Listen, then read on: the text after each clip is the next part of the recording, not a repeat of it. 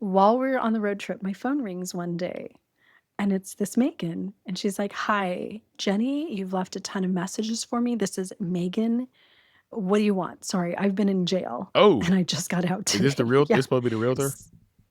Yeah, this is supposed to be the realtor. This is the realtor that he met at the Thai food restaurant in Salt Lake City. So I said, "The gig is up. I know about the affairs. Jake has been telling me everything, and I just want to know some details." So Jake is sitting next to me, and he's, "Who are you on the phone to?" And I was like, "Megan." And I say her last name. And he just looks like he's going to poop his pants. And we had just gotten to where he needs to unload stuff from our semi truck. And so there's clients sitting right there, the guys with little hard hats and little forklift. And he has to get out of the truck. And so I hop out and I just walk away. And he knows that I'm on the phone with this girl, right? So I was like, "Jake told me that you work for this real estate company and that you guys met at the blah, blah, blah Thai food restaurant." And she just starts laughing. She's like, "Is that what he told you?" He's like, "No, he picked me up. He picked me up on State Street. I'm a hooker. I'm a prostitute. He picked me up in the parking lot of the motel. And I'm the one who," and she's like, "Yeah, and I've been to your house a ton." So yeah, I'm like, "What the fuck are you talking about?" She's like, "Yeah, downtown Ogden." She describes my bedroom to me. And she's like, "Oh, but," so no. I'm like hyperventilating. It was one of the sex workers that told me that it was sex workers. And so I'm like screaming at her. I'm like, "Are you kidding me? Why would you? You know that this is a married man." I'm putting. And today we have to speak with Miss Jennie Gage, who is a domestic violence survivor. She is a globally recognized domestic violence advocate, women's rights supporter, and she's the of Life Take Two podcast everywhere: YouTube, Instagram, Substack, everywhere. How you doing today, Miss Jennie Gage? Hi, Lee. I'm so excited to be on with you. You've been a big part of my healing. So when I saw that you were podcasting and doing this for real, I'm just truly honored to talk to you today. Oh, I appreciate that. I'm truly honored that you talk to me and speak with me because I've seen your story online and I just saw you on TV too one time. I was like, so you Yeah. were literally everywhere. So I'm like, okay, this is gonna be you have a story to tell. So tell me a little bit about yourself. Just introduce yourself. I am a former Mormon, so I spent the whole first 44 years of my life deep inside the Mormon church. I was a trad wife for 24 years, doing all the ballerina farm stuff, baking the sourdough, raising babies, all that stuff. Most of my life in Arizona, I love to hike and I garden and cook and all that stuff. And at age 44, I escaped 24 years of domestic violence. And I'm called Life Take Two because I didn't just get a divorce and, okay, now I have a new boyfriend or new husband. Lee, I lost my faith in the Mormon church, then deconstructed the Bible, broke up with Jesus, broke up with MAGA, stopped voting for Trump, registered as a Democrat, obviously divorced the lying, cheating husband that maybe we'll touch on a little bit, and rebuilt an entirely new life on the other side. That's been a 7-year process, which has taken a lot of work, a lot of education, a lot of crying, a lot of therapy, and at some point along my journey, I realized that I wasn't the only one going through that. And back during the pandemic, when we were all stuck at home and I was homebound because I had a severe brain injury, and I decided to whip out my phone one day and talk about my experience on TikTok. And by so doing, gleaned a bunch of farm followers and eventually was one of the pioneers of Ex-Mormon TikTok. And yeah, so that's what I do. I'm trying to make the world a better place in any way that I can and disrupt all those old cycles that ruined my life, and I know are ruined the Oh, lives of other people that's too. you said you were one of the founding members of Ex-Mormon TikTok. Yeah, I had only seen one other person, like when TikTok was brand new, when it was completely brand new. I had seen one other person on TikTok, and I just one day, that's kind of a funny story. You want that little bit OG story? Yeah, I'm Like always the origin story? yeah. I was in the middle of my divorce at that point. The post-separation violence was so shockingly bad. Here I thought, I'm gonna divorce this guy and now my life is gonna be roses, and that's not what happened. And I was broke, I became homeless, I was being attacked by him constantly, and then I got really sick and I got COVID and all this stuff, and I was just trying to manage my life with my kids and also going through this faith crisis of deconstructing the Mormon church and having my family attack me because I was following Satan. So I was just kind of knee deep in everything, and my kids put TikTok on my phone while I was really sick. And they're like, "Hey mom, this will give you fun things to watch while you're in the hospital and stuff." So I put TikTok on my phone and I found this one guy, and he had this little hashtag Exmo, and he was doing these funny little videos where he just kind of spoofed the Mormon prophet. And I was only a year out of the Mormon church, right? And I'm like, "That's interesting." And I just kind of stored that away in my brain. And then one day I had a therapy session and it was on Zoom. I was meeting with I have a trauma and abuse therapist that was helping me recover from all the domestic violence and PTSD and everything that I had as a result. And that day, my therapist had kind of gone through why I didn't have a job as a 45-year-old woman, why I had never finished college, why I had never worked. And I'd explained to him I was Mormon, so I was supposed to be a trad wife. And I got done with that therapy session. I was just so pissed about the whole thing that I'm like, yeah, this wasn't fair. I'm going to do a TikTok video. So I had my son show me how to use my TikTok. He's like, you push this little the little plus sign symbol, mom, and you just, here, I'll hold your phone for you. You hold your phone and then you just do something and then we'll hashtag it and we'll post it. So I did this video saying, want to know why I'm unemployed and homeless as a 44-year-old woman? Because my Mormon prophet told me that I was supposed to stay at home and be a mommy. And I posted it, and that original posting in that video hit 17,000 people. And overnight, I had this whole community of other people who were like, yeah, I left the Mormon church too. And every day I would just wake up and post a bunch of videos. And I was one of the very first ex-Mormons talking about our story I and actually think doing I our saw thing. that very So first video you just said you made. I think I actually saw that video. I was like, oh, thanks, this is Lee. it. It's because I'm always, part of my story is getting into the Bible and reading the Bible and not taking it for face value. You're not gonna see me out there just the Christians today. I'm not one of them, right? But getting closer to God was a part of my healing journey. But I also understand how people can use that to control people and manipulate people and keep them under their thumb to make them feel like you are under my control. You are supposed, like God said, women are supposed to be doing this and doing that right there, and I hate that because I feel like that's not how it's supposed to be, right? And I saw that video and I just kind of resonated with me. I remember seeing that, and a big part of my journey, like I said, is finding God. But you said you had to deconstruct the Bible and deconstruct the Mormon church and things like that. Were you born into that? Were you raised Mormon, or did you?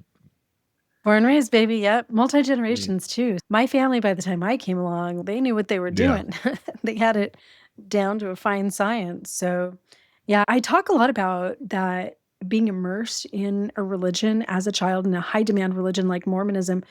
I was being taught the color blue and the color green and the color pink and the ABCs and how to walk and how to talk, while I was also being taught that Joseph Smith, the prophet, dug the gold plates out of the Hill of Cumorah and translated the Book of Mormon, and that the indigenous populations of America had been cursed by God and that women are created to be helpmeets. So when you're indoctrinated into religious ideologies like that, that impact your behaviors in your life on a daily basis, it's really difficult to critically think for yourself and to see anything different. I would never question the color blue. That's not really blue.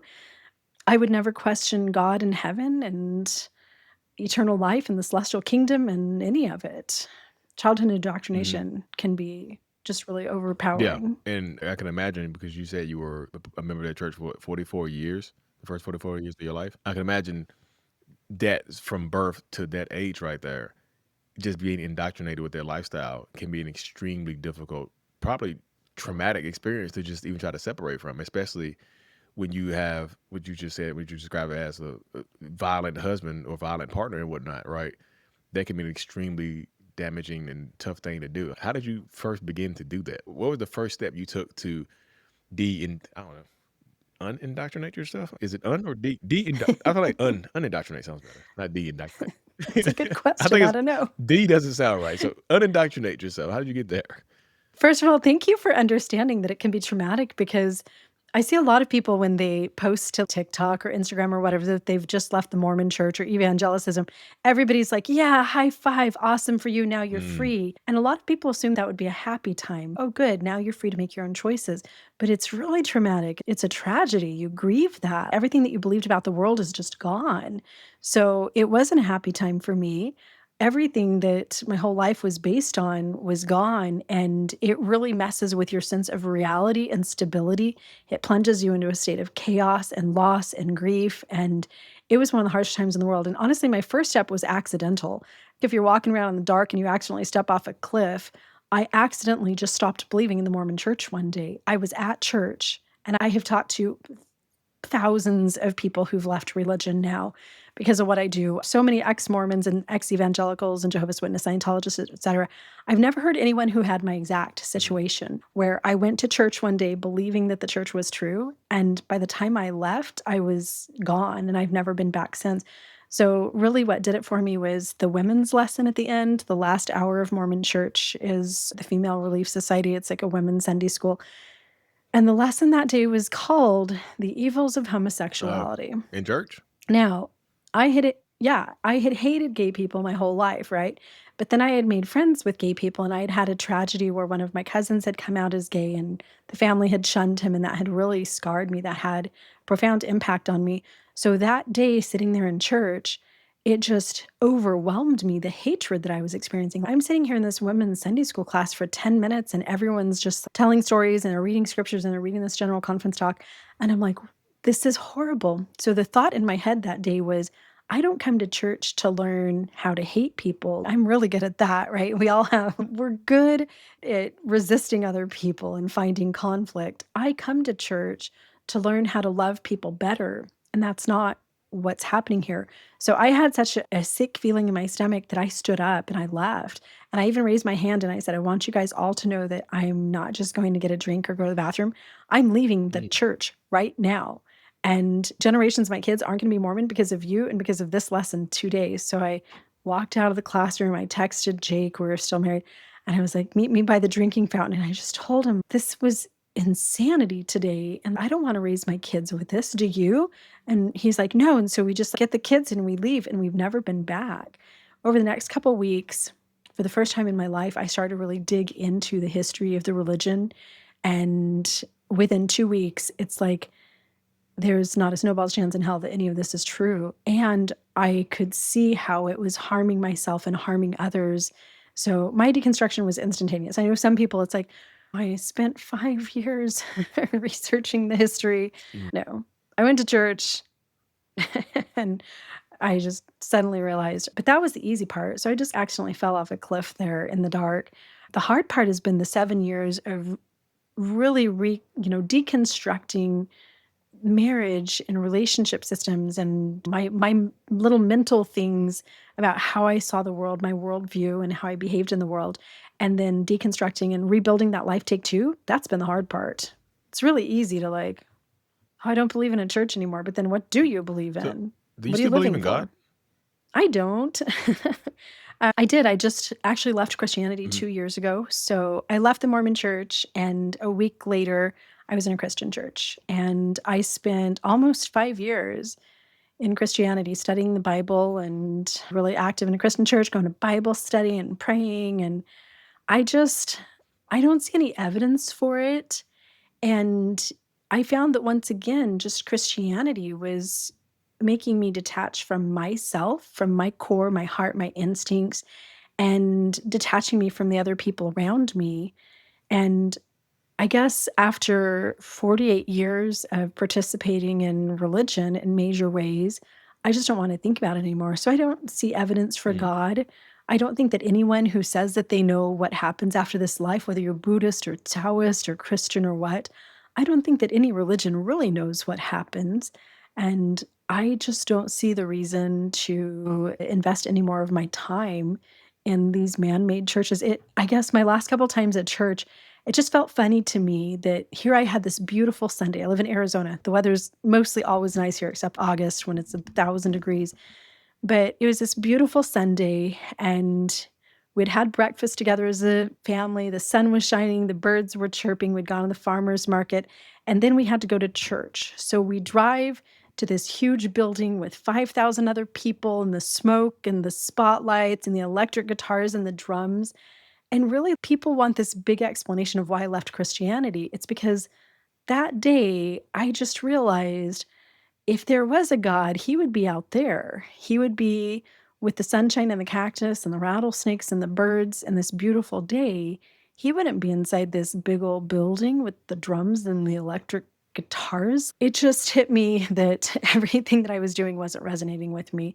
So I don't know, there could be a God, and maybe when I die, I'm wrong, but I don't care. My religion is life, and I just want to live for I people mean, that's good. and That's good. for I was just connection. curious, it's just in that situation right there, because I know you said you had I know you said you had I'm deconstructed glad the you asked. Mormonism and the Christianity. I didn't know if that led to you. Would you consider yourself an atheist or just agnostic? An Absolutely, atheist? yep. Okay.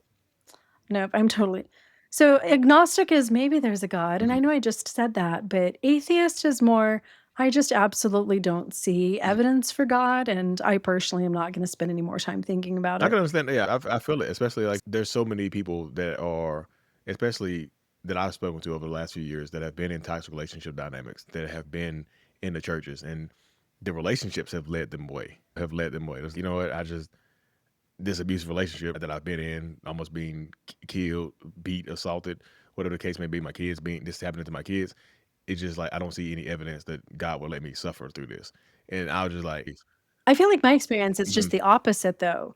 The church actually, in some ways, provided this sense of mhm, normalcy for me, and even though nobody around me was protecting me when I was in that marriage, I always felt like I had this community to turn to. So it's almost like so I left the Mormon church, and then 2 weeks later, I divorced. My husband picked up the last 19-year-old oh prostitute, the Lord, marriage was over, and it's almost like once I no longer had the bad husband in my life, I just no longer needed the church. So I didn't leave. My leaving the church had nothing to do with the mhm, toxic relationship. It had to do with the truth claims of the Mormon church. It had to do with just a scientific look at the church. And there's no way that any of this could have possibly happened. And I don't believe that it does any good for people. But yeah, I'd say for me that the church did offer me this feeling of protection and community, although it quantifiably did not, yeah, protect me. Now looking back, I can see, oh, the church actually put me in that terrible situation, and they caused a lot of this, and they forced me to marry that guy and stay with him. But at the time when I was going through it, I felt like just the protection of Heavenly Father and my temple covenants and just yeah, being a daughter of God protected me. So, yeah, I'd say for me, that's the opposite. I do hear that yeah. from a bunch of friends, like, That's interesting though. Super interesting so how you said it was the opposite for you, because that just kind of goes to show you that everybody's reason for leaving, just not necessarily the church or just any relationship, is going to be different, right? And I just feel like that's important to state, right? So thank you for sharing that right there, because that's it makes sense to me, right? I was like, wait a minute. The more you talk about it, it made sense. You get that clarity, and when you get out of a relationship, I think what you said earlier as well, it doesn't mean it's over. Leaving a toxic relationship or leaving a church is just the beginning. That's the first step. And I think you had mentioned this earlier, where people are just like, Go girl, you go girl, hell yeah, you're out of there." Sometimes that's step one, because when you're in those type of churches and religious sectors and whatnot, they treat that as they ostracize you. You get excommunicated. You lose friends and family members that you've probably had for your entire life. So then you feel yep. more alone. So it can be a very tough dynamic, especially when you have a partner, an abusive, manipulative partner, that's not going to make the marriage easier. I can't imagine divorcing him. He's just, you know what, Jenny, you're right. Let's just go our separate ways in peace. We're gonna have a peaceful, amicable divorce. Lee, you know all too well. Yeah, that's what I'm saying. I think people think that it's the end of one thing, but it's the beginning of another. Like a different form of abuse, the post separation stuff. Especially if you have Mhm. been in a trad wife situation where I'm assuming that he was the financial provider in the situation, right? They try to sit away from you Mhm. and leave you on your own. He did. Within 4 days, I had 0. I got nothing in my divorce, and that's when I started my Mhm. TikTok. I was just 3 months away I had been homeless 3 months before I started my TikTok. I was just living in an uncle's guest house, and I was unable to buy food or provide for myself at all. So, yeah, he cleaned out the bank account the night that our Mhm. marriage ended, took everything. I was never able to retrieve any of that money.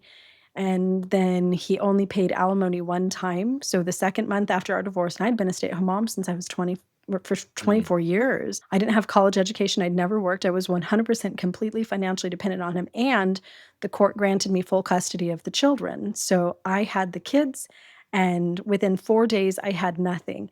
Lee, I went to go to Trader Joe's 4 days after our marriage ended. I had one little bag of groceries.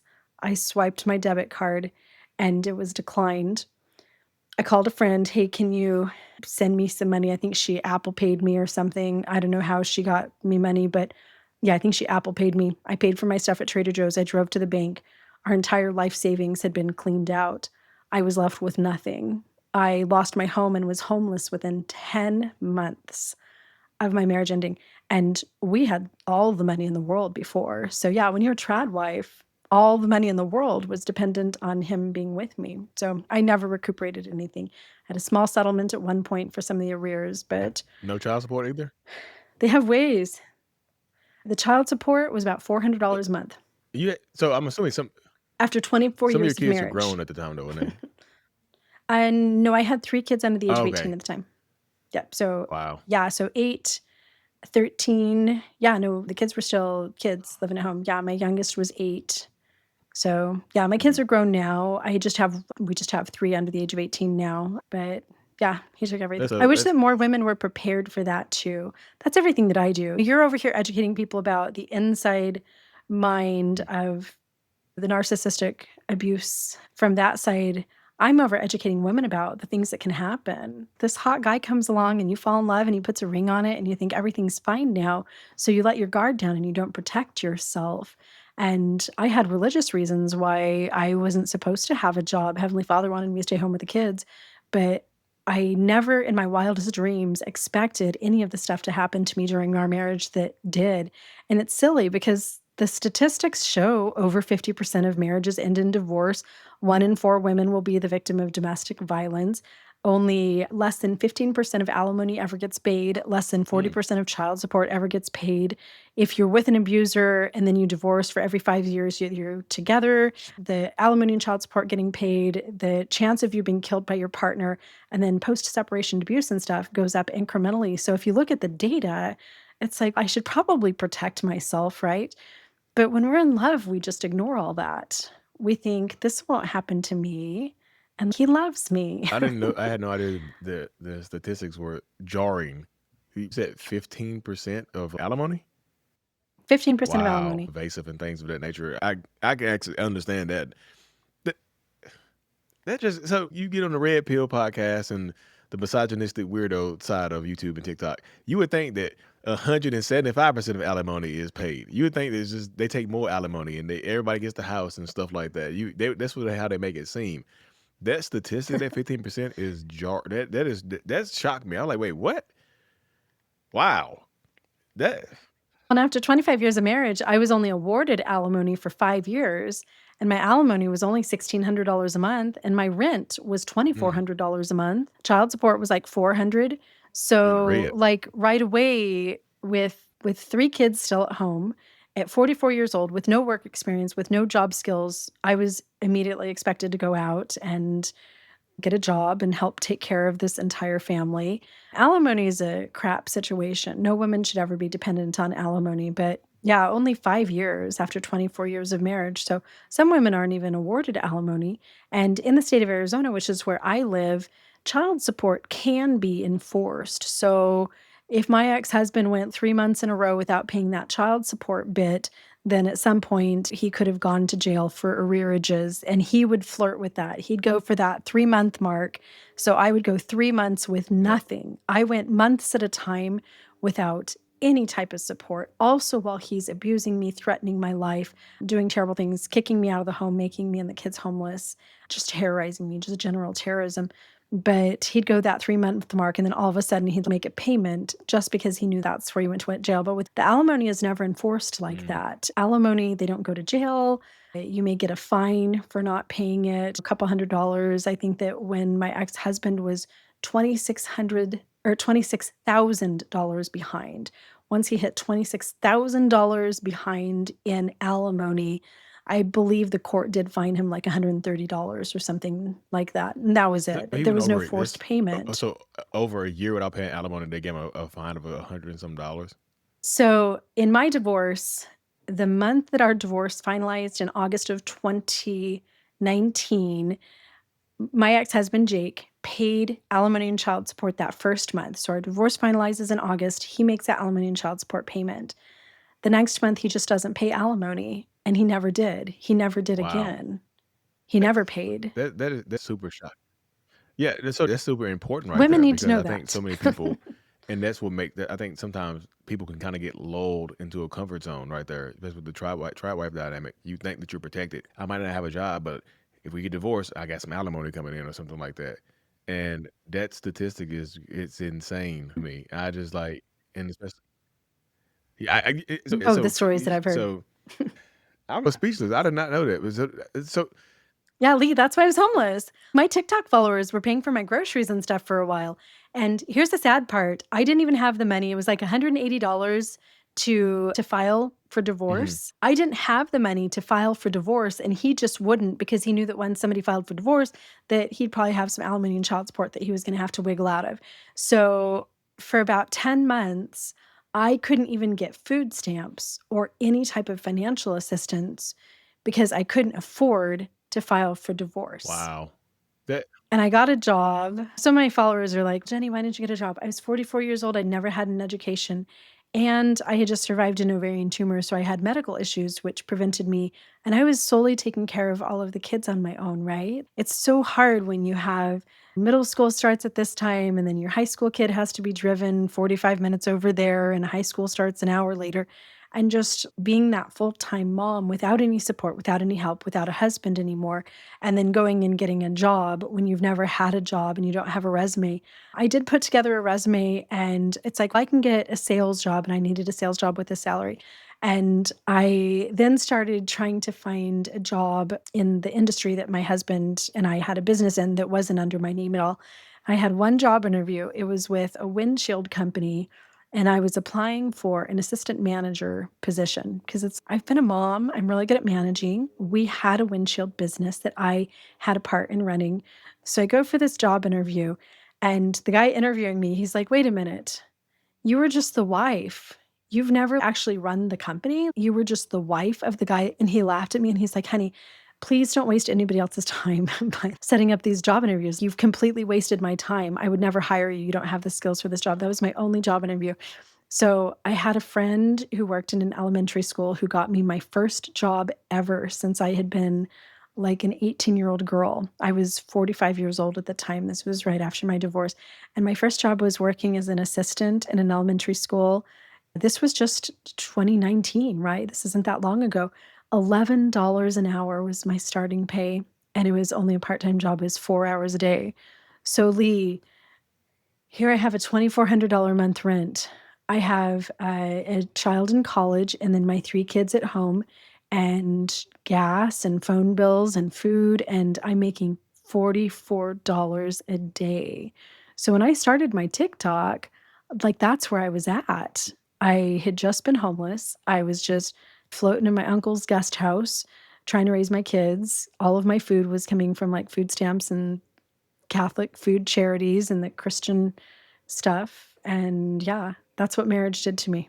that, yeah, that is that's good on you. You should be definitely, you should 100,000% be proud of yourself for surviving through that and getting to the point where you are right now. Thanks. Because that right there is just such a, it's like a tragic tale after you're still living through that right now and have a happier ending.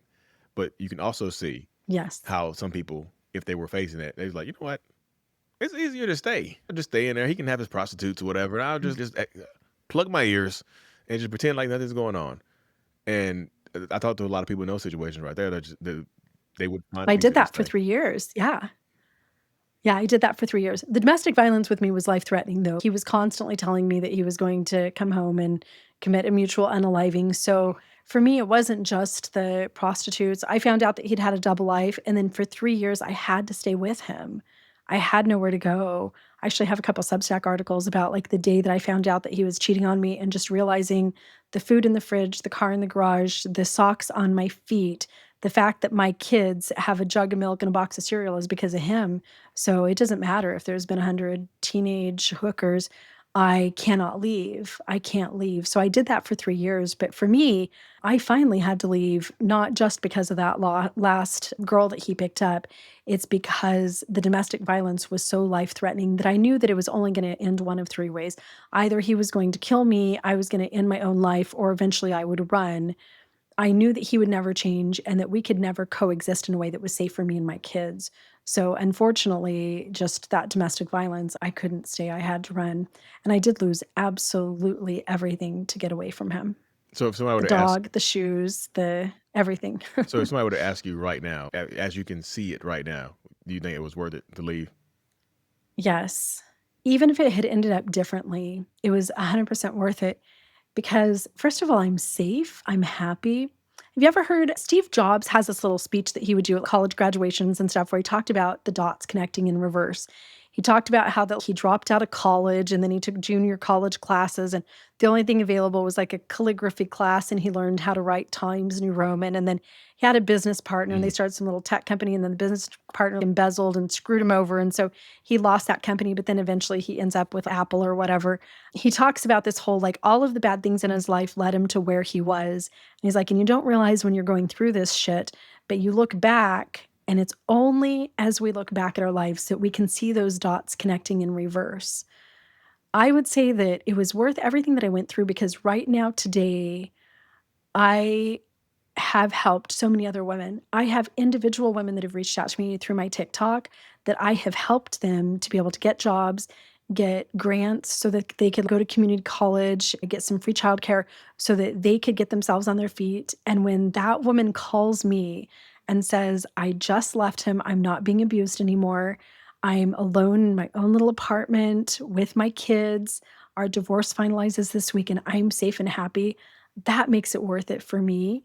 And my life is so happy now because I'm narcissist free. I truly, there's not a day that I don't wake up and just think I am so happy. And not because my life is easy. I still have, it's hard to recover. I'm 51 years old. I don't have retirement. I'm not financially secure by any means, but I'm at a place of just so much satisfaction and joy. And looking back, all of those dots connected for a reason. The way that my divorce ended and living in my car for 3 months and the abuse that I went through and my kids being homeless, that was a big thing when we all lost our home during the divorce.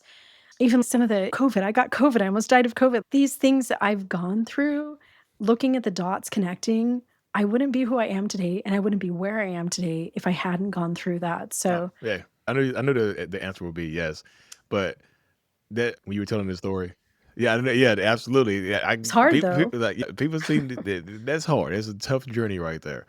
But when you were telling the story about how sometimes the women reach out to you and just say, "I'm alone, I'm safe," I think some of my favorite pictures that I see online sometimes are those like dark, those empty apartments with a mattress on the floor, pillow.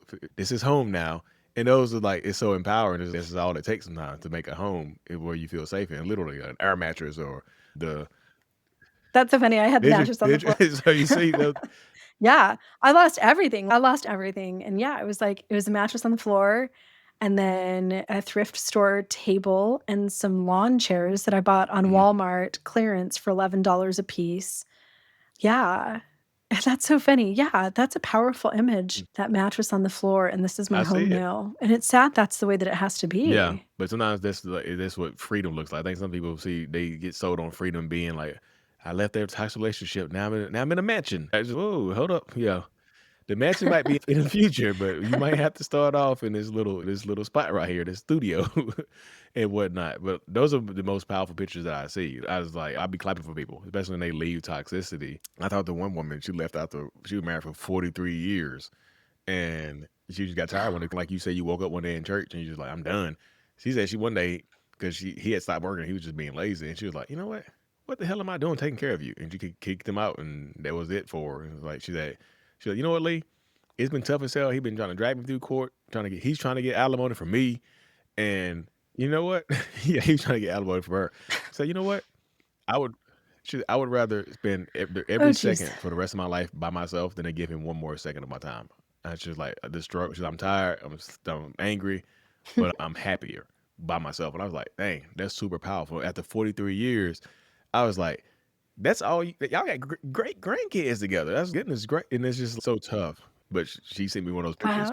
You have to embrace the little things too. For me, going through that divorce, and my husband and I had a lot of money. So I had lived in beautiful $1 million homes and we'd spend summers in Hawaii. And if I just wanted to buy myself a grand piano, spur of the moment, I'd call the piano shop and a couple hours later it'd be delivered. So I had lived a really privileged life for most of our marriage. And when I lost everything, it can be really easy to get stuck on that rearview mirror and look back and be like, "Oh, I lost the house and I lost the friends and I lost all this stuff. Maybe I shouldn't have left him," right? Because he's in that rearview mirror with all the stuff that you've Hmm. lost. But I think for me, I had to learn the art of ripping off that rearview mirror, throwing it out the window, not thinking about the nice home that I had lived in, not thinking about the full refrigerator. That was a big thing for me. Just knowing that my kids always had enough food, knowing that we had gas in the car. I went through this phase where I was running out of gas all the time because it was going to be until Thursday before I had my little teeny paycheck and I could buy gas. So I'm just kind of pushing it. It's like, shit, that didn't work. But what you have to do is appreciate those small moments. So I remember early on, just little things like I had some friends that were like GoFunding some money so that I had some groceries and I could buy the kids some clothes and stuff. And I bought myself some sheets, and they were these ridiculous sheets that my husband would have never. We always had the gray and black bedding and the very masculine stuff, right? I bought these peacock sheets, and then I bought this bright yellow velvet bedspread. And I should send you the picture. It felt so good because he had sucked the life out of me since we met when I was 19 years old, right? And my whole identity had been wrapped up in whatever he wanted. And to just like that first time, it was like the Target clearance cap that I found these peacock sheets with these bright teal peacocks and all this stuff. And just putting those on my bed and standing back and yeah, I get to have peacock sheets and staying up late at night and turning on Jay Leno and falling asleep with the TV on and nobody yelling at me and being able to right after me and my husband separated as we were filing for divorce, I'm naturally blonde and he liked me to look a specific way.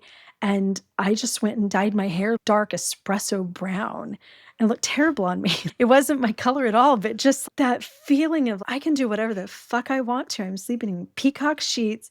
I'm like falling asleep with the TV. I'd wake up the next morning, the TV would still be blaring in the corner of my bedroom, and I'm this brown haired badass. You have to learn when you're leaving these relationships where you have so much loss. And to get away from that toxic person, you don't have the mansion anymore. You don't have anything anymore. You don't have 2 jugs of milk in the fridge. You have to learn to really lean into those little wins. And it was a win to pick out my own fucking sheets. I'm glad you said that because that's why I try to tell people you have to learn how to celebrate the small wins, even being able to wake up in the morning by yourself and like you just said with the TV blaring or being singing in the kitchen. Shut the hell up! Why you singing so early? It's too early in the morning to be singing. It's just little stuff like that. That's so funny. Jake never let me sing. I started singing. I have some posts, I have some TikToks where I talk about singing in the shower because he'd bang on the shower wall and don't sing, it echoes everywhere. And I was a singer and I stopped singing. What is it with singing? He just fucking I think hated it's it. because you're singing. You know, so that you're singing, you're happy. Your singing is a form of escapism, and he wants to bring you back to reality. Don't sing about love and happiness. Bring it. It's echoing. He would rather be in his own little bubble or whatever the case may be. But you see it like it's those little things. Like I just finished singing the whole entire sonnet, just and then get yelled at. It's the little things right there that you have to learn how to celebrate because you do experience so many losses, like what you just said earlier. The losses they start piling up. You like, oh, where the wins at? And the losses, you got a stack of losses over here this big, and it's like a little win here. It's like this. I don't know when are the Mhm. wins going to start catching up to the losses and whatnot, right? So that's one of the tough things to deal with. And I know you just said like the post separation stuff.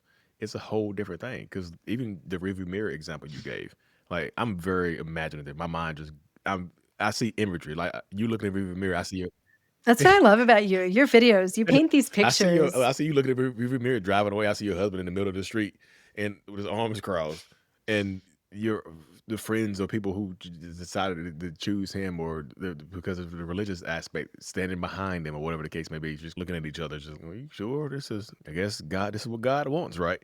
Because that's what happens so many times. Mm. Only take a loss. And sometimes you might lose your own family members in these situations. Like you Oh, I did? Oh, did. I lost my family members because I left the church. So, Lee, I have not seen my mom, my siblings, since I left the wow. church 7 years ago. It's like my whole entire family was like on a tour bus. It drove over the Grand Canyon. They all died. So I went through all of this Wow. alone. Yeah, I don't, my parents, because I'm an apostate. So I definitely had, that's why I'm life take two. I wasn't just like I got divorced or I left the Mormon church. I left the Mormon church, then I left the Christian church, then I lost my home. I lost my whole entire family, divorced the ex-husband. It all happened in a 2-week time period, like boom, boom, boom. So not everybody has to start completely over. I have some friends who they just get divorced, but they stay in their same house and everything's the same. No, my life fell off a cliff. So yeah. And that can definitely happen just with divorce too, especially when you have those high conflict people. The toxic person often has a toxic family with them and they're all going to take each other's Yep. side. Absolutely. That becomes the flying monkeys or just the supporters and enablers that don't care what they do. Yeah. You're just like, oh yeah, he had these prostitutes, he beat me, he choked me, he did all this stuff. And they were like, you know what? What did you do? He's not normally like that. We don't know Yeah. him to be that person. What did you do? And they started to blame you. Wait, what did I do? I woke up, I was singing, and he came in there and smacked me. Or whatever they say. What song were you singing? Was it blasphemous? Was it a Yep. blasphemous song? Were you singing about the devil? Or whatever the case may be. So Yeah, I heard that phrase, there's 2 sides to every story. Takes 2 to tango, things like that. So many times from his friends and family. And it's like, that is certainly true in some situations, but that is not true when you have a toxic personality, mental health disorders. That's certainly not true with abuse. There's not 2 sides to every story. There's not some angle yeah, where but this sometimes was people my always try to fault. find that angle. They go get a magnifying glass and a flashlight and go to the angle to try to blame the other person because they don't want to paint the person that they love in a bad light. They don't want to see them for who they really are, regardless of what they've done. That's why you see sometimes And you always get the, "You stayed with him, you're still there, so it's your yeah, and fault." that right there. Plus, in the mind of a highly narcissistic person right here, they validate their abuse by you being with them. They're like, she didn't leave. So it must not. She Yep. must know that she must have set me off. She must know this is her fault. But then you did leave. That's why he's also you shattered his image of who he's supposed to be. Like he's getting a divorce. What happened? Now his image is tarnished. Now people don't look at him as such because you have a. So that's why he started being the post separation abuse can get so vicious because you hurt my ego. You hurt my feelings. You hurt how people view me. So I need that you. I need to make you feel pain. I need to make you suffer to show you like, hey, it was easier over here. At least you knew what you were going to get. Now that you're gone, I'm still going to be abusive, but you don't know what to expect. You can learn over time and stuff like that, though.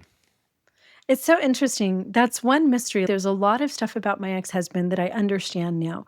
Just therapy and education and just insight, seeing things in a different way. First of all, for the 24 years that we were together, I always felt like everything was just my fault, right? I have a whiny voice or I'm really needy or I'm codependent. And I wasn't like that before we met, but living with a sociopath will do that to you. And my ex-husband was just such a toxic personality with so many problems. But I always just blamed myself. So with time and with therapy and education, I'm able to reframe and really dig in and see, why did this event happen and why did that go like this and what might he have been thinking and feeling. But I've never understood the stuff that happened after the divorce. I've never understood the night that our marriage ended, the next day it's like, can you come home from work and let's talk about dissolving the relationship? So he meets me by our swimming pool in our condo. And it's like, we've spent 24 years together. We've raised 5 kids. We have this life together, right? He's known me since I was a teenager. And there's no reason for us to hate each other. So I put my hand on his knee and I tell him, this isn't a failure. Thank you for the 24 years that we've spent together. There will always be a special spot for you in my heart, but we need to talk about dissolving our relationship now. And he slaps my hand off of his leg and he's, oh, fuck you. He's like, I'm going to be sleeping with someone else by 10 minutes from now. And it turns into this blow up attack that has actually never really ended. And that's been the one thing that I've just never even understood why. Like, why couldn't we get along? Why can't we co-parent? Why have I had orders of protection? the separation abuse is really Mm. confusing and really difficult to It's understand just for like even in anyone this who story goes you through that you it. just told me, right? Yeah, if I had I call it my narcissist hat. If I put my narcissist hat on and I'm still I love your narcissist hat. Your narcissist hat has inoculated me to narcissistic abuse. You are so helpful to Hey, me. so if I were to put my hat on and go into that mindset or that mentality that my wife of 24 years has called me here and told me it's not a failure, it is a failure. You see what I'm saying? In my mind, you're attacking me right now. You're like the little boy inside of me is getting attacked. So I'm lashing out in anger and rage. And because I don't know how to emotionally regulate, I try to hurt you. Right? My emotions are completely 100% dysregulated. So the only thing I know how to make myself feel better is to go try to sleep with somebody else. Right? It's to try to make your life harder. It's to make your life a living hell or to try to bring pain to you because that's how I pacify myself. What's the quickest way? The shortest path between 2 points is a straight line. What's the straight line to me feeling better? Oh, another woman. Oh, maybe drugs. Oh, alcohol. Oh, hurting her. All Yeah. of those, So yeah. you see, That's funny, he did so you all of see, it's those. just like the shortest way. Instead of a healthy, normal-minded adult, not normal, just a healthy-minded adult, would sit there and just damn. Let me ponder on why this marriage failed. In his mind, he's like, "Oh hell no, this is on you. You hurt me, so I have to hurt you." And in my mind, it's so many things going on at the same time. Like, how do I make myself feel better? What's the straight line? Oh, drugs. Oh, prostitute. Oh, hurting you, and because you hurt me, because just like you spent 24 years with him, he spent 24 years with you, and you just can't get over that. Like people refer to it as a narcissistic injury, but it probably is closer to a collapse because his whole identity and his ego got crushed in Oh, that moment right there. That's why he slapped your hand like "fuck you." Hell no, I'm gonna go bang something right now. I'm gonna show you how easily replaceable. narcissistic Yeah, let me show you how easily collapse. replaceable you are. And he did, and he was, like, flaunting girls immediately. He brought another woman over to my door 3 days later. It was bizarre, and it was all just so confusing. It's still the only thing that's Happy confusing to people don't do me that. in You see everything. what I'm saying? Yeah, happy people don't do that, and I didn't Yeah. do that, and I'm still always, "Hey, do you wanna go to therapy with me so that we can just work through some of this so that we can co-parent together?" Because our son is getting married, and I'd like for us to be able to talk to each other at the wedding, and he's like, "Oh, fuck you. I hope you die. I hope your car crashes on the way to the wedding." Who talks like And that? I'm just like, "Ah." Who talks like that though? He talks No, yeah, sorry. he talks Yeah, like that all the but who? time. Who would say something like that? That's a childish response, right? Because he's Yeah. emotionally a child. You can be you can be an actual intelligent person. You can be a rocket scientist, but still be emotionally immature. It's kind of like the equivalent of sticking his tongue out at you. I hope you die on the way to the wedding. That type of stuff right there, because he doesn't know how to regulate his emotions because they're coming from a childish place. The life, the success, the business, or whatever, right? Those are coming from an adult place. Those like I can strategize, but the emotions are coming from a childish place. He's still emotionally like a kid, and that's why the kid inside of him, the emotionally hurt child, is lashing out. How do I make myself feel better? Women, drugs, alcohol, whatever the case may be. And that's why they go try to immerse themselves in that life. They don't take time. You have to take time to heal. Your story has been you taking your time to heal. He doesn't want to Yeah. sit in that. You have the ability to sit in that. He doesn't want to sit in that. He doesn't want to sit because if I sit in a room by myself, like you just said, the room you described, even if it's a bed on the floor and the lights are off and it's quiet, I don't feel like I'm in a room by myself. I feel like something's in there with me. It's the shame. So I have to turn the TV on. I have to listen to music. I have to call a prostitute. I have to do some drugs. You see what I'm saying? I have to do something because I feel like this shame is like a big dark cloud in my life, and I have to do something to get away from it. And I have to do little things. It would be so hard to Oh yeah, live it's like an extremely that. tough thing. It seems It can painful. be. And it's still that type of stuff still happens to me to this day. But because I've been in therapy for 8 years, I know how to regulate it and deal with it. Right. I'm asking Mhm. myself where the shame comes from. And it's kind of like I turn the lights on the room to make it go away or to make it dissipate. Before therapy, I couldn't do that. So I would try to find the quickest way to get rid of that. And sometimes that could be just lashing out at your partner, sending a mean text, arguing with yourself, screaming at your kids. It's something to lash out at. It's just Yeah, he was always I would say that was probably his biggest MO was just mhm. lash outs. Our whole entire life together was one giant lash out, and I'm a thinker, right? I like to plan stuff out. There's not lashing out with me. It was really hard to cope with, and the lash outs were so extreme. What's funny is I always thought that because he cheated so much, right? He was such a womanizer, and I didn't know it until Lee, for 23 years, he was abusive, but I thought he was faithful. And he's a Mormon returned missionary, right? Church boy, all this stuff. 23 years into our marriage, I find out that he'd been cheating on me since we were engaged. And it was so shocking. So I always thought that once we got divorced, he'd just go be a playboy, right? Like date everybody and like all the hot girls at the honky tonk that he was out there country dancing with and whatever. And he immediately moved in with another woman. Immediately. He had 4 other girls that he was cheating on me with all at the same time as our marriage was ending that I found out afterwards. And he was living with one of them within like the week. But then he didn't ever have to do the mattress on the floor. He had a ready-made house, beautifully decorated, this single older woman. She's a couple years old. He was 50 at the time, so she's close to retirement. She has the nice house, she has the nice car, she has all the friends and the life.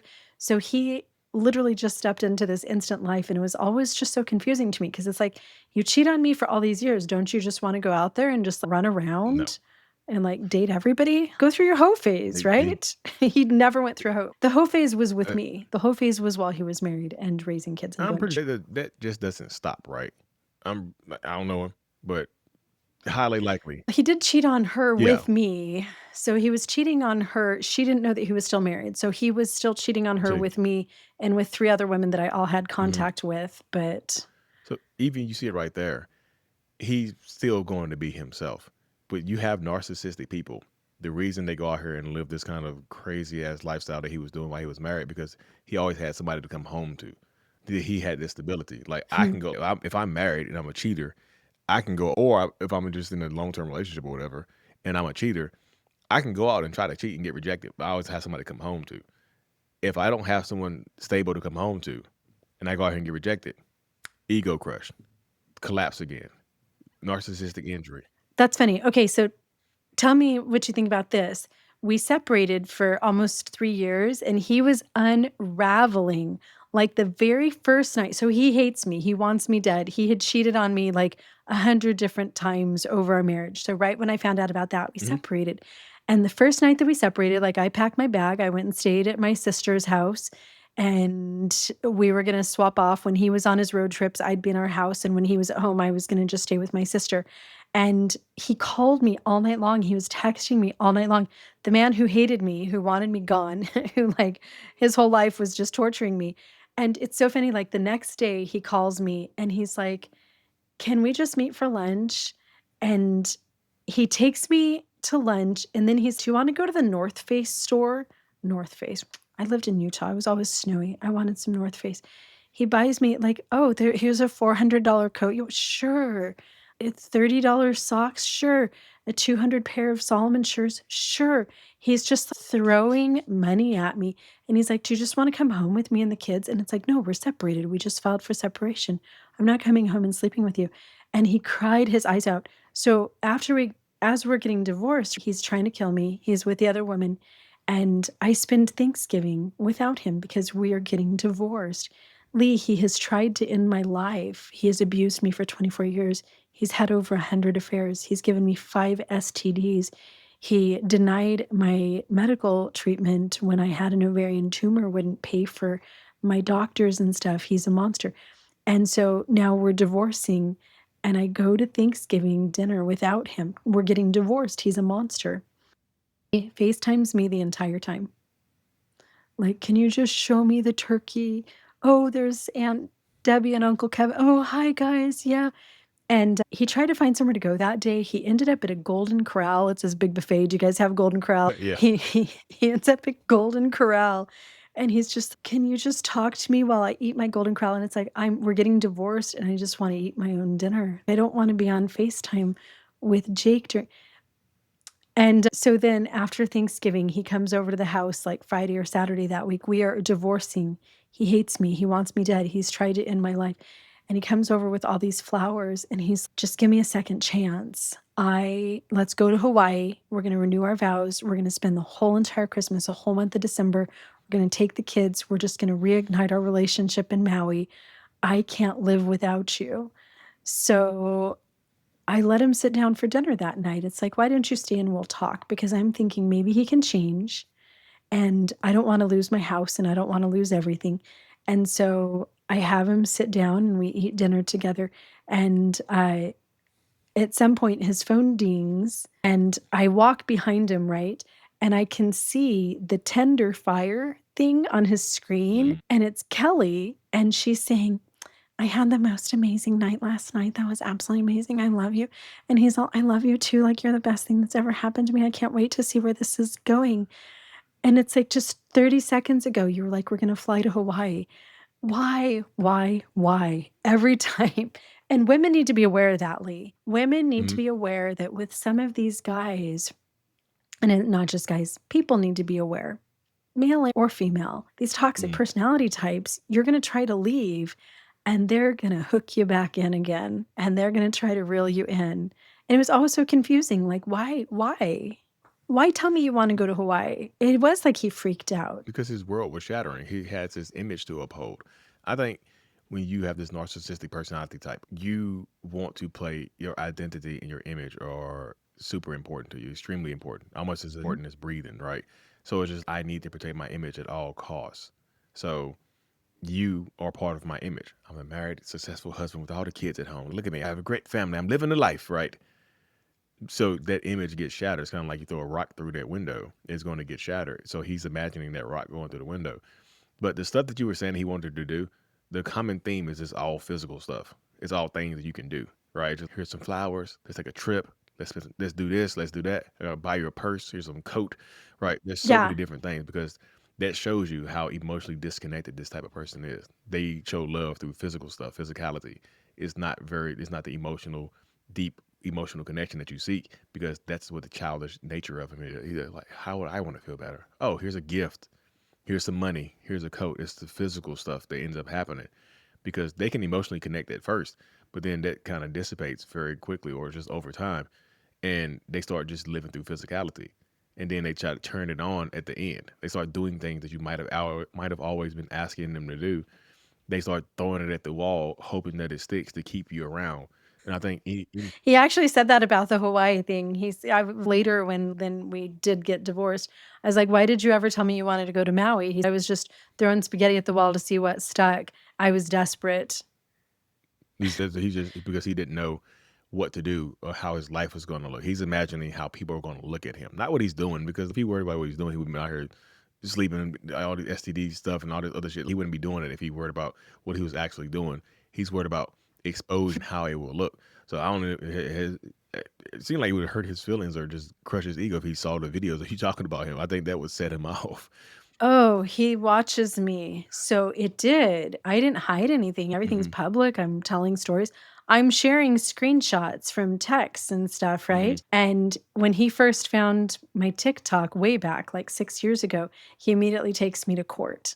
And he has this, because you have to submit all the evidence paper style, like you can't let. Yeah. So he had 600 pages. He had this stack of screenshots from my TikTok and my Facebook and everywhere.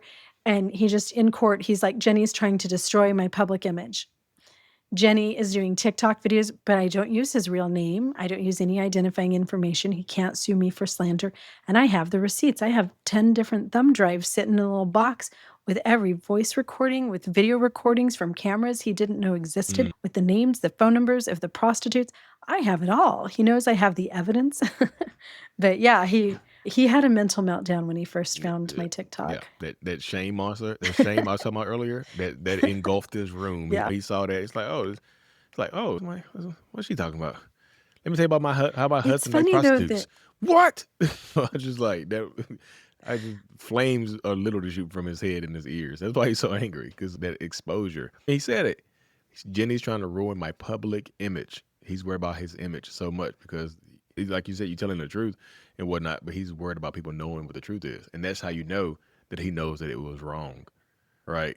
That's how you know he knows that the stuff that he was doing is wrong because he's not going to go out there and tell everybody. It's like, hey, church. Even if he tells the church, most churches I see that nowadays that are just kind of on this, they would have just forgave him and moved past it. And just, you know what? Oh, yeah. The lust demon got you, son. It's okay. Pray it away. Some Jezebel beguiled you. Yeah. So he left the Mormon church too, and then he converted to Christianity. And it's funny because he is so religious now. His image is just, and we don't see each other. There were orders of protection and stuff, and we just have had no contact for most of our divorce, although he did continue to contact me.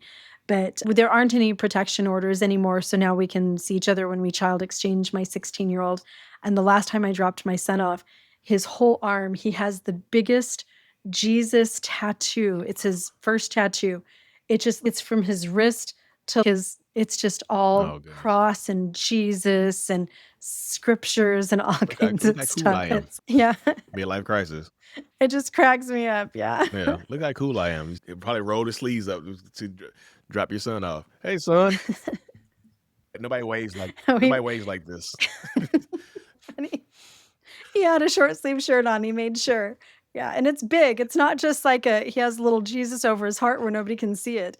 It's his entire arm. It's this huge cross of Jesus with all the flowers and the scriptures and I don't know, Jesus's face might be on it. It was pretty funny. It cracked me up. Lord have mercy. But you see how that's typical. I'm just telling you because this is my heart right here.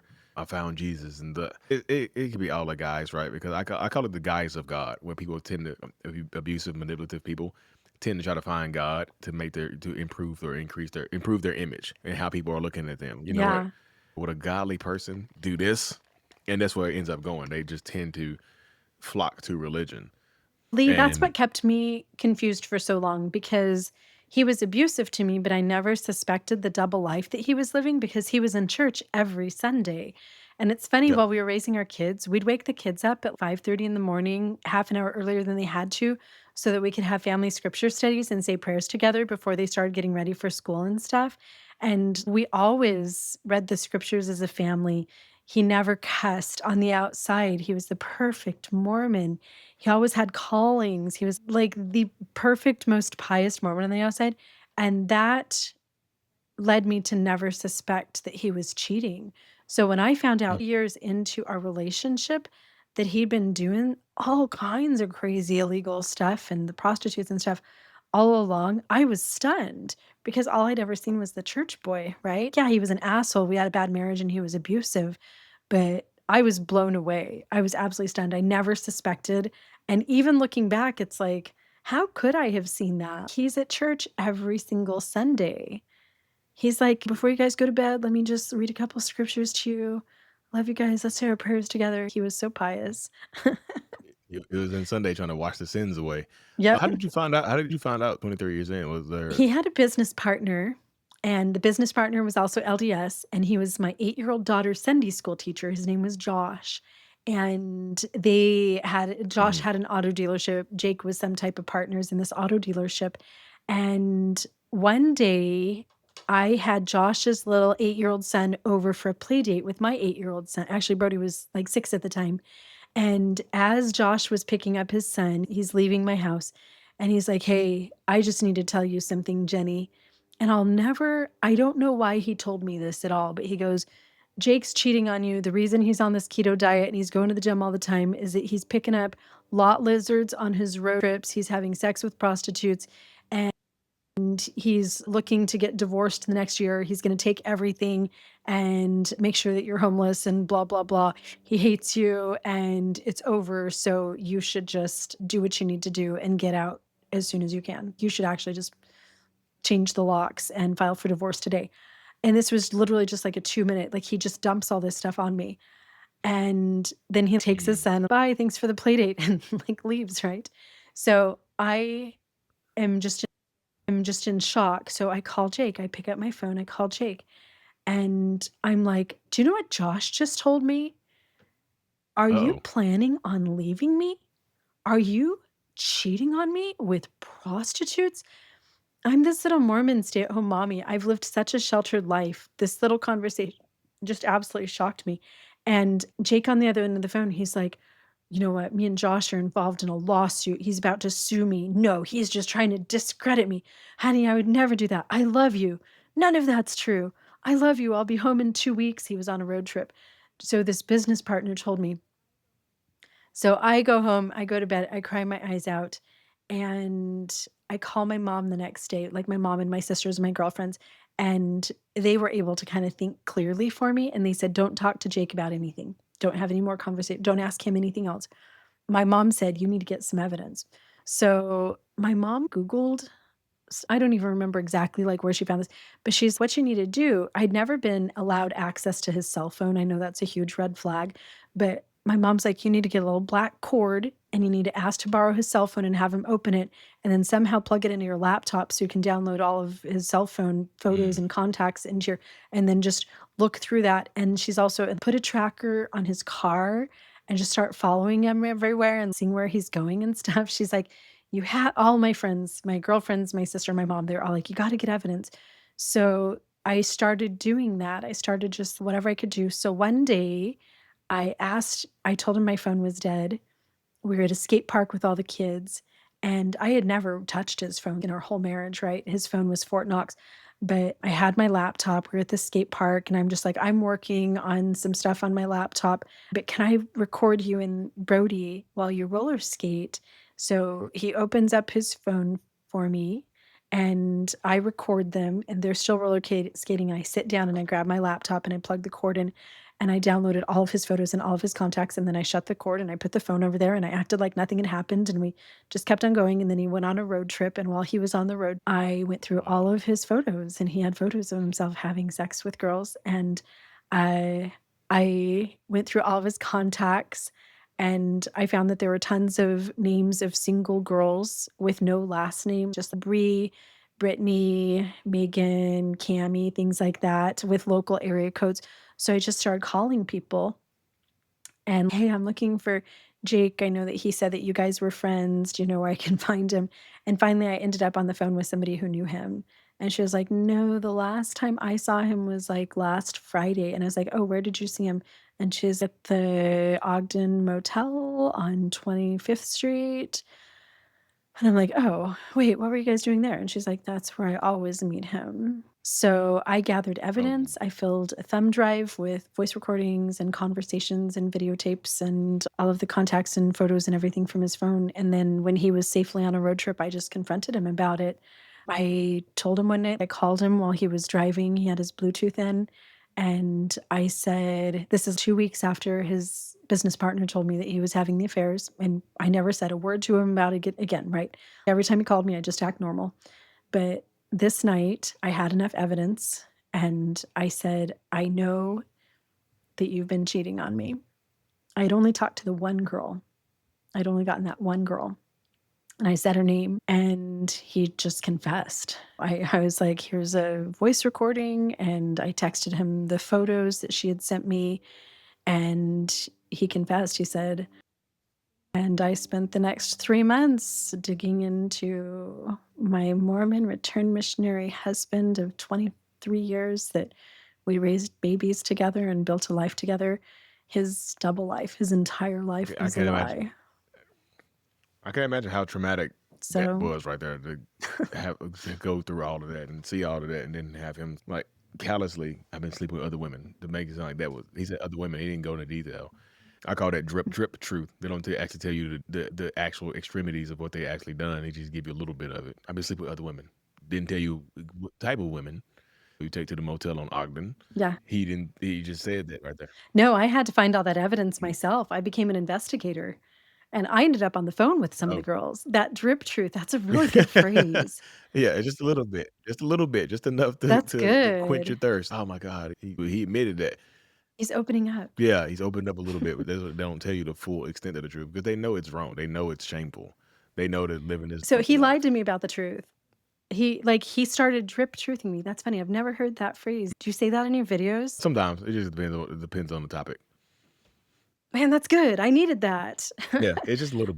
So I was digging, and it's crazy. Like all of my investigative journalism and stuff that I do on my platforms, I learned from following his sorry ass and digging into his double life. It's crazy the people that I was able to connect with and stuff. But so I found enough stuff, and then I had photos on his phone and stuff. So he started going into this confessional mode. I love you. I want to save our marriage. So I'm going to tell you everything. So he's like, yeah, that girl, her name, that's Megan. And I drove down to Salt Lake City that one day when you thought that I was on a business lunch, and I met her at a restaurant. She's a realtor. Yeah, she's a single mom, blah, blah, blah.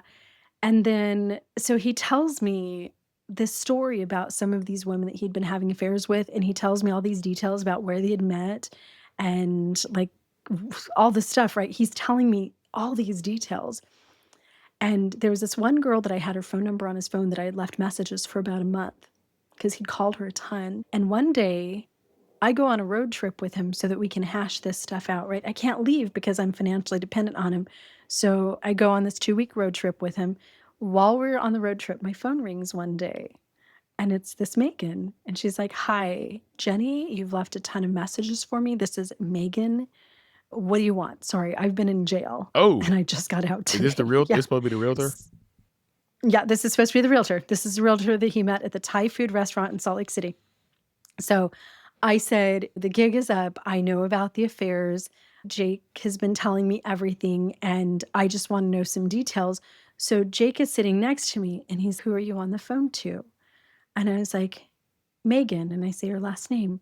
And he just looks like he's going to poop his pants. And we had just gotten to where he needs to unload stuff from our semi truck. And so there's clients sitting right there, the guys with little hard hats and little Mm. forklift. And he has to get out of the truck. And so I hop out and I just walk away. Oh, And he knows that I'm on the phone with this girl, right? So I was like, "Jake told me that you work for this real estate company and that you guys met at the blah, blah, blah Thai food restaurant." And she just starts laughing. She's like, "Is that what he told you?" He's like, "No, he picked me up. He picked me up on State Street. I'm a hooker. I'm a prostitute. He picked me up in the parking lot of the motel. And I'm the one who," and she's like, "Yeah, and I've been to your house a ton." oh So, yeah, I'm no! like, "What the fuck are you talking about?" She's like, "Yeah, downtown Ogden." She describes my bedroom to me. And she's like, "Oh, Oh but," so no! I'm like hyperventilating. It was one of the sex workers that told me that it was sex workers, and so I'm, like, screaming at her. I'm like, "Are you kidding me? Why would you know that this is a married man?" I'm putting it on her. "Why would you go to somebody's house? You know that I'm a mom. My kid's stuff is there. Like, why would you do that to another woman?" And she's like, "Oh, you shouldn't be mad at me. I've only been a sugar baby for 4 months. You should be mad at Jessie. She's the one that's been having house parties and orgies in your bedroom while you're in the hospital and you're up in Oregon recovering from dying from a tumor. So here's her number. Why don't you call her?" So Lee, so I get back after this whole conversation, I'm taking notes, right? I get back in the semi truck after he's all done loading up. I'm crying my eyes out, and he's banging the steering wheel. He's like, "I should just drive this truck off a cliff." And I was like, "Who's Jesse? And why do these girls," and they Oh, were prostitutes. She wasn't a realtor, the other one wasn't a lawyer, the other one wasn't an accountant. They weren't divorced from some rich Mormon husband in Salt Lake City. Jessie was a 17-year-old and then 18-year-old. He said that she was legal when he met her. I have no idea. He was 50, it doesn't matter. But she was a runaway foster girl. She was like 98 pounds, red-haired, freckled, and she had been my husband's sugar baby for 10 months.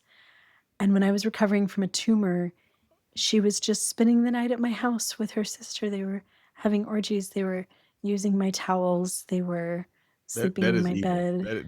bed. That's beyond just regular narcissism. That's evil. That's like sociopathy. That's I think you described it earlier. Is that Yeah, that's it is. beyond the scope. Or that's a whole entire.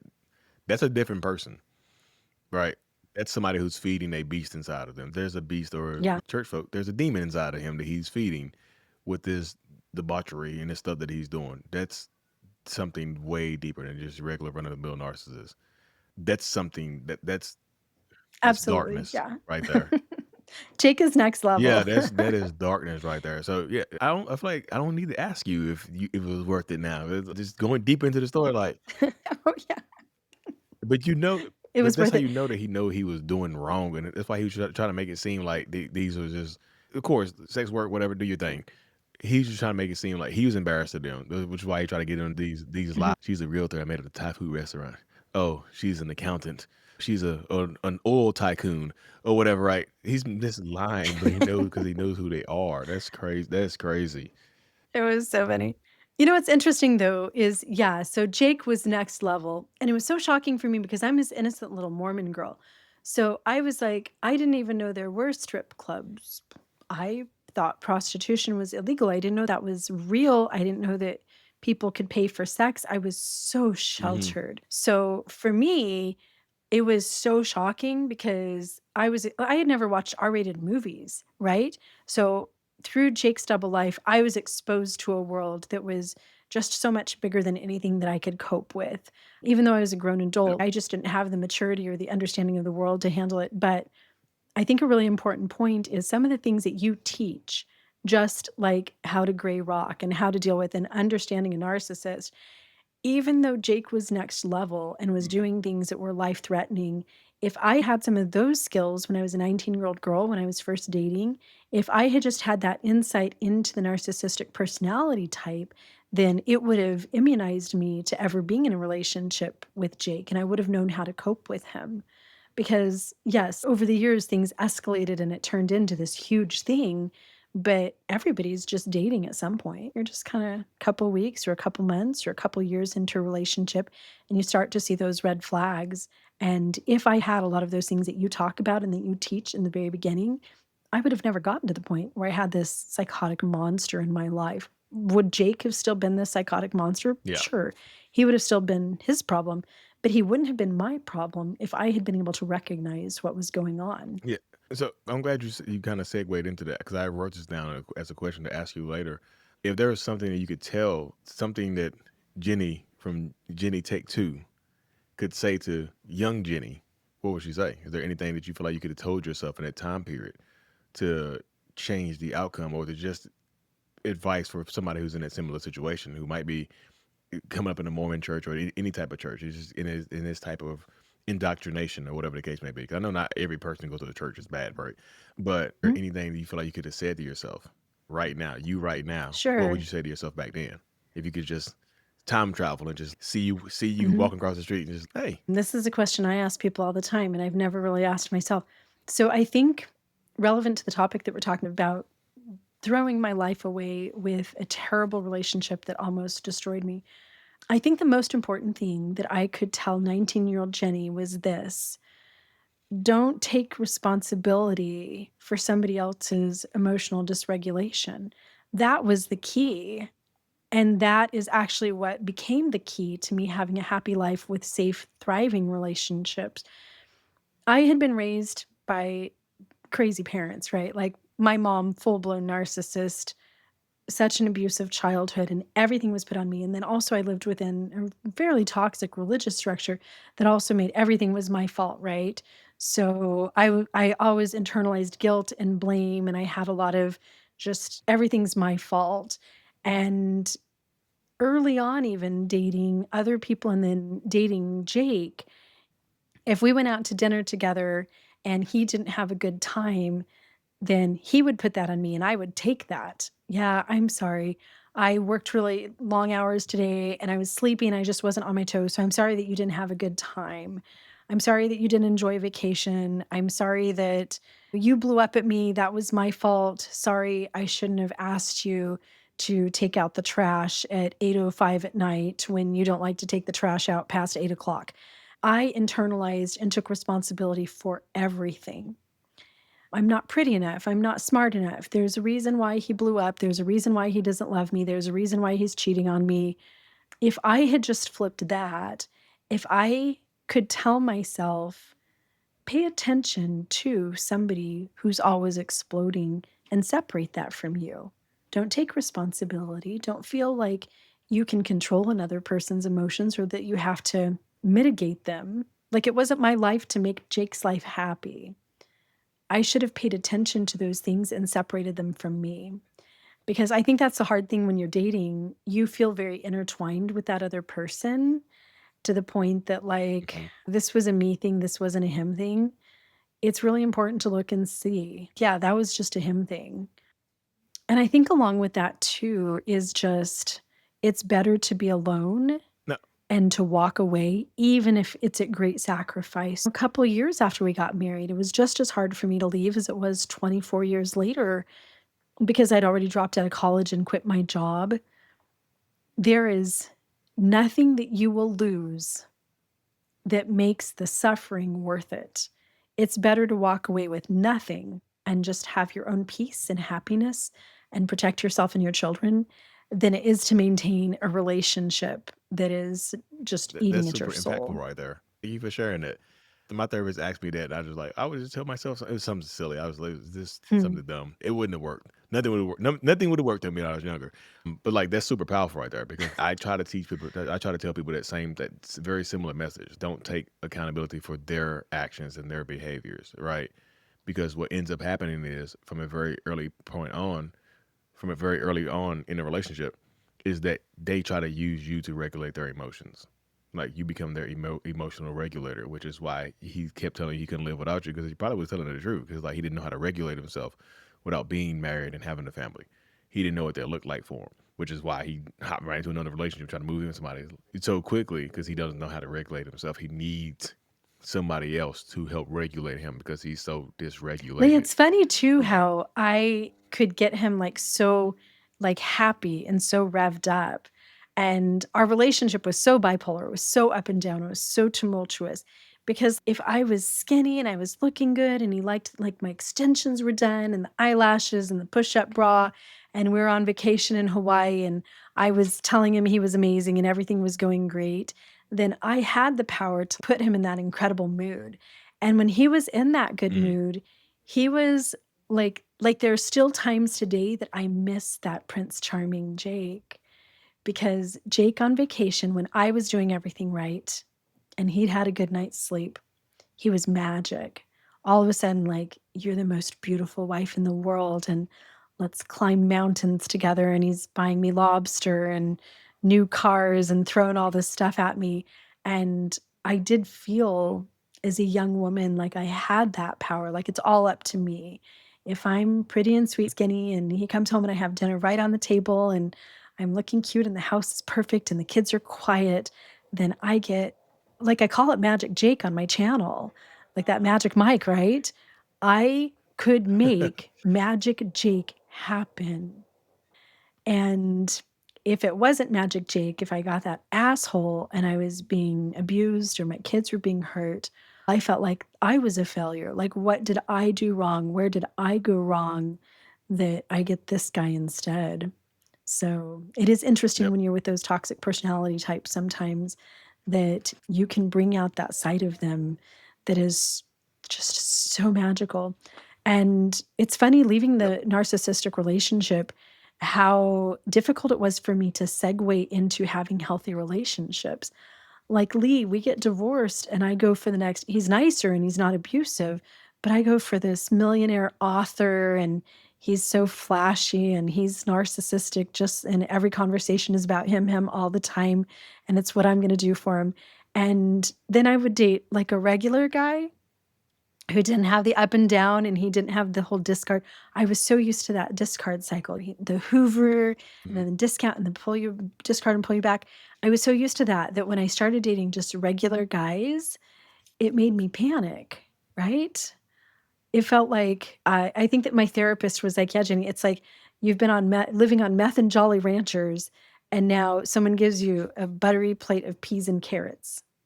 And the peas and carrots are very boring compared to the meth and Jolly Ranchers. And that's where the therapy and the Yep. self-awareness came in. I really had to detox from Jake You really do. to be able to be in just I yeah. heard a transformative saying one time. This when you're so accustomed to chaos, peace seems boring, right? So you meet somebody that's peaceful. It's like, where's the is chaos coming later? Where's the chaotic nature? I'm just waiting to be discarded. So it's just like it seems it can be boring. I never heard the meth and Jolly Ranchers thing, but yeah, I heard the chaos and peace dynamic, which can definitely happen. I talked to so many people who've left these relationships and just, I have such a nice person. This person is so good to me. They're so kind. They're nothing like my ex. It just doesn't feel right though. I was like, Yep. it's just so boring. I was like, is it boring? Is it boredom or is it peace? Could be both. Yeah, it could be both. You know, just being real, it could be boring. It's just like, Yep. is that also peaceful when you so accustomed to chaos? It's just like a peaceful relationship might not fit you right now. You know, it's just like it just doesn't slide. The shoe just doesn't slide on as easily as you thought it would. Even though they're treating you better and just might be better suited for you, it just doesn't feel right because it's not the same type of relationship dynamic. So it was chaotic for so long, it's just not right. It's like, whew. ooh, things are going. Plus, you could be waiting for the chaos to happen because you're so used to being with a ticking time bomb. It's like, when is this person going to blow up? I'm so used to somebody blowing up or exploding for something little. When is this person going to blow up? When are they going to pop? When is the top going to pop and they're just going to lose their mind on me? When is that going to happen? That space right there, that waiting for the pop to top with the top to pop was actually the most anxiety laden space.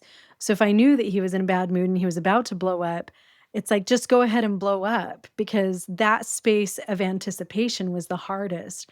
And I do think that in my new life I was always stuck in that place of anticipation. But then my new partner, Kevin and I have been together for 6.5 years now. Kevin doesn't explode because he's not crazy.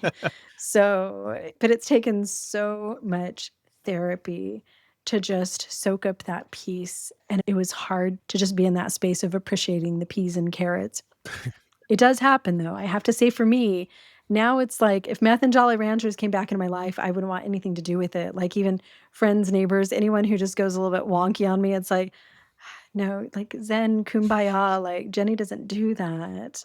This is I tell my friends and like other content creators and stuff, I have to protect my bubble. So You absolutely do, and it's worth protecting. So it's good that you settled into it and whatnot because, like I said, it can be extremely unique, especially when you're coming out of a very abusive situation when you got neglected and the abuse is even occurring after the relationship is ended. It can be Mhm. just it can be so many things going on in that situation. So it can be so tough to even just deal with or just even think about finding somebody else. So good for you. I'm happy for you. I'm happy you did find somebody Been a big part of that makes that you happy. too, because I was just right out of the relationship when I have a therapist, I have all kinds of books. I was reading everything that I could about sociopaths and narcissistic abuse and toxic relationship and learning that narcissistic abuse cycle. And one of the reasons that you were so valuable as a tool for me was just that you gave that firsthand experience. Because I could go to my therapist and she can talk about the narcissistic discard cycle or whatever. But then, like I say, like then you do the video about the birthday party and why is he going to ruin your birthday party? And I'm like, I don't know, but he ruined every one of my birthday parties. And you do a video like, hey, I'm a former narcissist and here's why he's doing that. And it's like, oh, damn. So you have definitely been a contributor to my understanding of the mindset and helping to get to a safe space. So I appreciate your content. I Hey, have it's devoured it's it for it's it's a years. combination of peas and meth. So it's a little bit of both right there. It's got a it's a combo plate. It's a combo platter over here. But thank you. I'm always so happy to help. Like I'm just that's why I do what I do. I enjoy affecting people's lives in a positive way and trying to help them live the best life possible because that's my goal for myself. If I'm helping more people, then that means I'm helping myself as well. Because I hear these stories and I hear these horrible stories. I'm like, wait, what the hell? And it just, I hate that people have to go through that. So I want to wake more people up so they can escape and just make the rest of their lives the best of their life. This is like take two could be better than take one. Is there Yep. anything else feel like you want to share? Any parting words for the peeps here? I'm so like, whew, it's just I'm so grateful to be able to talk to you today because your story is like it's super powerful. And I'm happy you made it out of there because nobody deserves that right there. Thanks, Lee. Yeah, well, and I was lucky to make it out. I have a life take two. I actually have some friends in my life who were killed by their partners. And I always feel that way. Whenever I share my story, I know that there are so many people who either aren't here anymore or who just don't have that capacity. They don't have a microphone. For some reason, they can't share their story. So I always feel that way. When I'm on my YouTube, when I'm podcasting, anything that I do, I feel that weight of other people who have those stories that can never be shared. A couple of final thoughts. I will say that if you've been in one of these abusive relationships with just a totally dysfunctional type of person who has severe mental health themselves, whether you have mental health problems or not, I don't think that you can recover without therapy. And a lot of people come to me, they find me on my YouTube or whatever, they read my Substack or read one of my articles, or I was on NPR recently, and people are like, oh, that's so great that you got out and you were better. I didn't just get out and become the happy, adjusted person that I am. Lee, I've been in therapy since the year before my marriage ended, and that ended in Mm. 2018. I meet with a certified trauma and abuse therapist who was able to help me heal from the PTSD of abuse, help me to reframe some of the things in my life that were leading me into these bad relationships and feel safe and stop the cycle because you can leave these relationships and just get right back into the same old thing and never be happy again. I always say the grass is always greener than the other side, but usually the grass is in our head. So you got to mow the grass in there before you do anything. So really important. Even if you are a happy, healthy person yourself and you've crossed paths with somebody who has harmed you, I don't think that you or your children can heal from that without therapy, without support, without building a community around you. Super important. If anyone wants to learn just a little bit more about my story, if you're in Canada, I am part of a documentary on CBC that airs this week. I can give Lee the link so that you can watch that.